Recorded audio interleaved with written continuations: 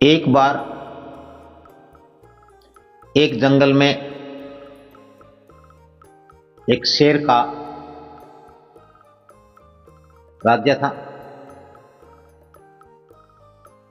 और उस शेर का नाम सोम था। वह शेर बेशक जाति से शेर था, किंतु उसमें बड़ा ही दया भाव था, बड़ा दयालु था। बेशक उसका खाना, उसका भोजन जानवरों को मार के खाना उनका मांस ही था, किंतु फिर भी वह बड़ा दयालु था और वह सभी जीवों के प्रति काफी दया भाव रखता था।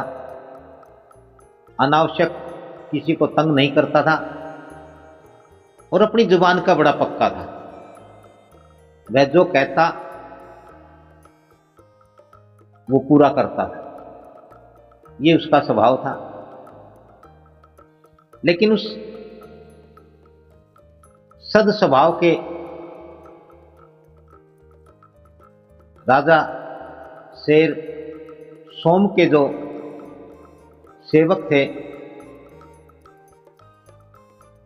वो बड़े ही दुष्ट प्रवृत्ति के थे, चालबाज थे। और चूंकि शेर सद स्वभाव का था, अच्छे स्वभाव का था, दयालु था, कृपालु था, वह बेचारा उनकी बात, उनकी चाल नहीं समझ पाता था। पूरे राज्य की खबर उसके अनुचर,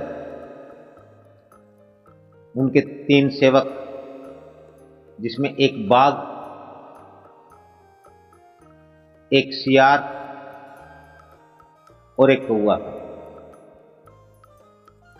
वो तीनों पूरे जंगल की राजा सोम के राज्य की सारी जानकारियां राजा तक पहुंचाते थे। और राजा का भी कोई संदेश यदि जंगल के जानवरों को देना होता तो उसे जानवरों तक पहुंचाते थे। लेकिन तीनों ही, बाघ भी, सियार भी और कौवा, दुष्ट प्रवृत्ति के थे, चालबाज थे, काइयां थे। तो वह संदेश देने में,